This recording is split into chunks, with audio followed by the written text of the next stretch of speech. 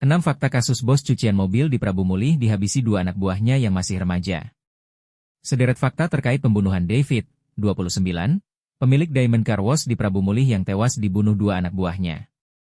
Sebelumnya, David ditemukan tewas di tempat usahanya di kota Prabu Mulih, Sumatera Selatan, pada Rabu, 12 Maret 2025, sekitar pukul 8 waktu Indonesia Barat. Kondisi David saat ditemukan bersimbah darah dengan luka serius di bagian kepala. Beberapa jam setelah kejadian, Satreskrim Polres Prabu Mulih dan Polres Muba berhasil menangkap 2 remaja, RSR, 15, dan BR, 16, pelaku pembunuhan bos car wash. 1. Jasad bos pertama kali ditemukan pegawai kasir. Jenazah David pertama kali ditemukan oleh karyawannya, Ayu, saat ia datang untuk bekerja di bagian kasir.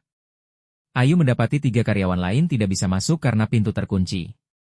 Setelah membuka pintu, Ayu naik ke lantai 2 untuk membangunkan David. Ia kemudian mendobrak pintu dan menemukan David tergeletak di lantai dengan kondisi mengenaskan. 2 karyawan menghilang. Barang berharga milik David, termasuk mobil Toyota Raize dan handphone, dilaporkan hilang. 2 karyawan B dan R yang biasa tidur di TKP juga tidak lagi ditemukan. 3. Ditangkap saat hendak kabur ke Bengkulu. 2 remaja, RSR, 15, dan BR, 16, ditangkap oleh Satreskrim Polres Prabu Mulih dan Polres Muba setelah terlibat dalam pembunuhan David, 32, pemilik Diamond Car Wash di Prabu Mulih, Sumatera Selatan. Penangkapan terjadi pada Rabu, 12 Maret 2025, beberapa jam setelah kejadian. Kapolres Prabu Mulih, AKBP Endro Aribowo, menjelaskan bahwa kedua pelaku ditangkap saat mereka berusaha melarikan diri ke Bengkulu. 4. Motif dendam dihina. Menurut Endro, motif di balik pembunuhan yang dilakukan oleh kedua tersangka adalah rasa dendam terhadap korban. Para pelaku kerap mengalami perlakuan tidak pantas, baik secara verbal maupun fisik. Motif pembunuhan dilakukan 2 tersangka karena dendam, mereka sering menerima kekerasan fisik dan verbal.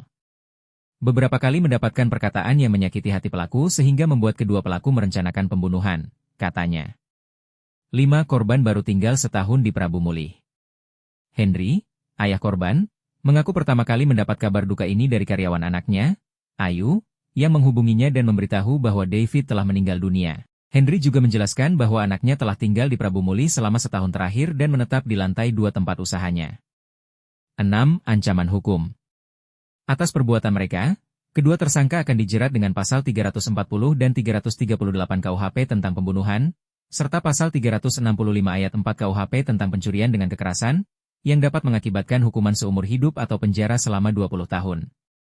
Dari pengakuan pelaku, mereka merasa dendam karena sering diperlakukan kasar oleh David.